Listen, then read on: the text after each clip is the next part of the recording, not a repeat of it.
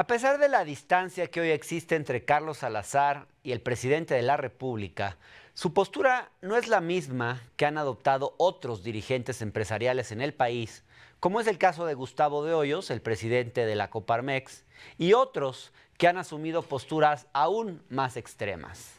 Pero vamos a verlo. Ahora, por ejemplo, Carlos, la Gustavo de Hoyos de Coparmex ha hablado de una suspensión temporal del pago de impuestos sobre la renta. Y ha habido agrupaciones, por ejemplo, los empresarios de Tamaulipas. Hay una parte del sector empresarial, bueno, de hecho fueron 20,000 pequeños y medianas empresas en Tamaulipas que han hablado hace pocos días de suspender el pago de impuestos hacia los tres órdenes de gobierno.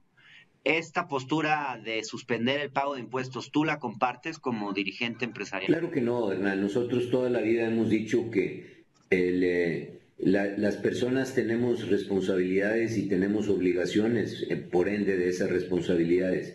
Y la primaria, y la establece la Constitución, es que todos debemos ayudar y contribuir al erario público.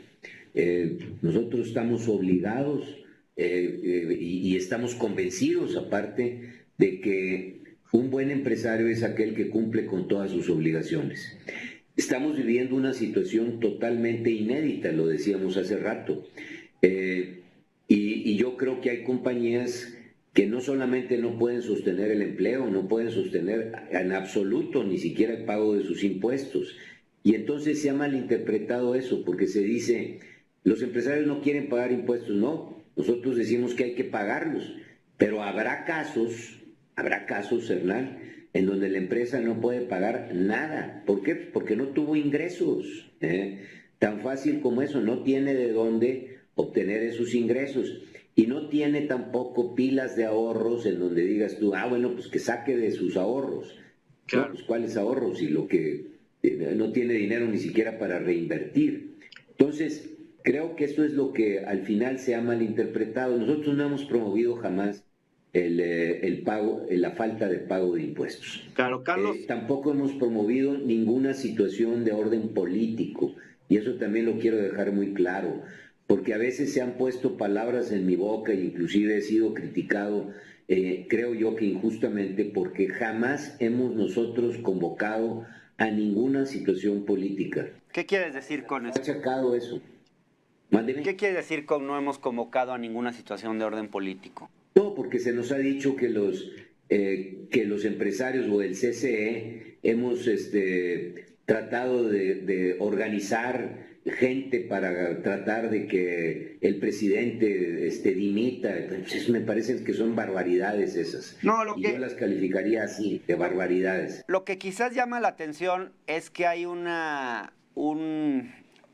cada vez se ve más, Carlos, no sé cómo lo veas, pero un esfuerzo más hacia aglutinar a la oposición. Hay empresarios que cada vez están actuando más como opositores. Por ejemplo, la mesa que organizó la Coparmex en el marco de esta conferencia tenía puros opositores al gobierno. Digo, es cierto, había pluralidad en la conferencia en general, pero por ejemplo, en esta mesa de la Coparmex estaba Alfaro, Corral, Claudio X González, Dante Delgado, Margarita Zavala, Juan Pardinas, Juan Carlos Romero Hicks, Vanessa Rubio, Enrique de la Madrid, todos opositores al gobierno. Y luego, en esos mismos días, la Coparmex anuncia que Javier Lozano va a ser su vocero. A mí eso yo lo leo como una iniciativa más de tipo partidista que de empresarial. Hernán, no me pidas a mí enjuiciar ni juzgar a las diferentes organizaciones. Yo creo que esa pregunta habrá que hacérsela directamente a Coparmex. Claro. Lo que te demuestra que hubo una diversidad es que hubo eso en unas mesas, pero en otras mesas había gente de todos los sabores y colores y orientaciones. Sí. Aunque más opositores al gobierno, si uno ve el número total, había pluralidad, pero el sesgo era más antigobierno que pro 4T. Bueno, aquí lo importante es qué se concluyó de cada una de esas mesas y si realmente el diálogo fue totalmente decir todo está mal en el país. Claro que yo no tengo esa impresión y me preocupa mucho que se tomen conclusiones de situaciones que son solamente pedazos de ese enorme mosaico de diversidad. Tú podrías... En un mosaico, desde luego, hay ahí unos cuadritos que son de color rojo y tú dices, todo el mosaico es rojo. No, pues claro que no. Tiene esa gran diversidad porque lo que estamos haciendo es eso, provocando que hable todo mundo. Claro. El que piensa como que tú describes en esta mesa, pero el que piensa también del otro extremo y del otro lado. Esa fue la riqueza de este trabajo. Y no quisiera yo por ningún motivo, diría yo, orientar inadecuadamente al público que nos va a escuchar de que esto no es el objetivo clarísimo. Nosotros no somos una plataforma política, no nos interesa, no lo queremos ser, y por más que lo reitero, bueno, pues siempre encuentran algún pedacito para decir, no, sí lo hacen. Bueno, es que no es un pedacito, Carlos, te acabo de leer una mesa entera de... que se conformó de... Sí, más que eran 11 mesas.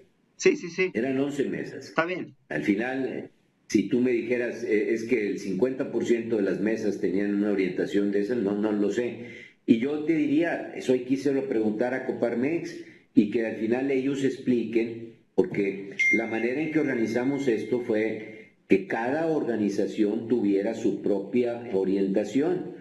Desde la cúpula del CCE nosotros no escogimos a los participantes. Claro. Si no, pues esto mejor hubiera hecho una sola mesa y entonces yo hago todo el asunto y se acabó la diversidad. Pero probablemente las organizaciones que asistieron tengan más cercanía con Claudio X, Juan Pardinas y Margarita Zavala, quizás que con Rocío Nale, John Ackerman e Irmeréndira Sandoval, por ejemplo, porque esas figuras no estaban.